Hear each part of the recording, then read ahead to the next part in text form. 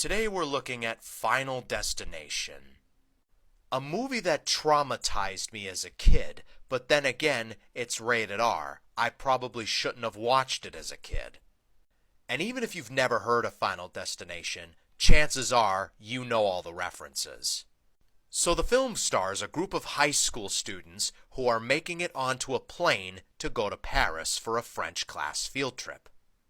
However, one of the students, by the name of Alex Browning, played by Devon Sawa, has a premonition that everyone on the plane is going to die, and he freaks out. Alex, along with a few other students and one of the teachers, are forced off of the plane, and sure enough, the plane explodes. The rest of the students, as well as the remaining teacher, are in disbelief and think that it's a coincidence. All except for one. Enter Clear Rivers, played by Ali Larter. While she didn't have a premonition like Alex did, she had a bad feeling that something was going to happen.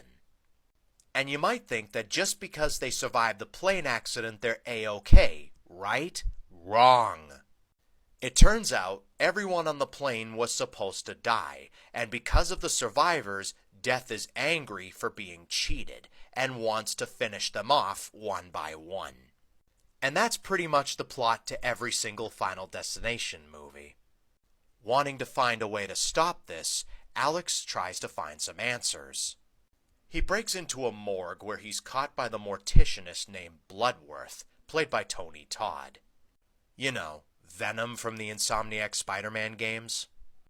And he also passed away last year, so let's have a moment of silence for him.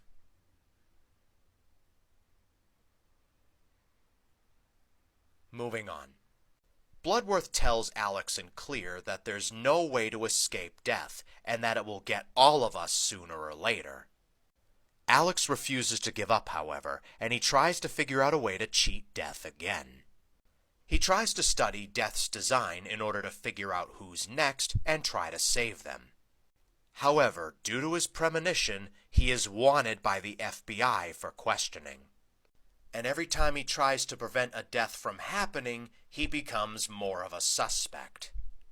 It isn't until there's only 4 of them left that they decide to take Alex seriously.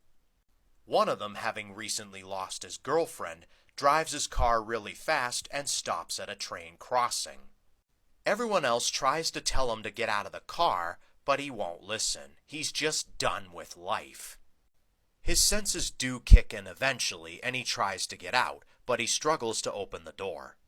Luckily, they save him just in time, but then this other dude ends up dying.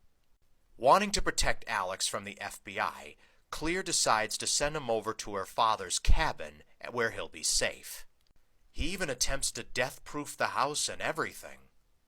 However, he's forced to leave the house when he realizes that Clear is next in line, and he goes off to try and save her. And by the way, no, her name's not Claire, and I'm saying Clear by accident. Her name really is Clear. Luckily, Alex is able to save Clear by supposedly sacrificing himself. It then cuts to Paris sometime later, where it turns out Alex survived, and he, as well as Clear, and the other guy that I forget the name of, are all enjoying drinks. However, Alex still has a sinking feeling that it might not be over just yet.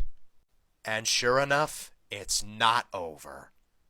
And that was the first Final Destination. Very dark and very enjoyable. Overall, I give this one a 9 out of 10.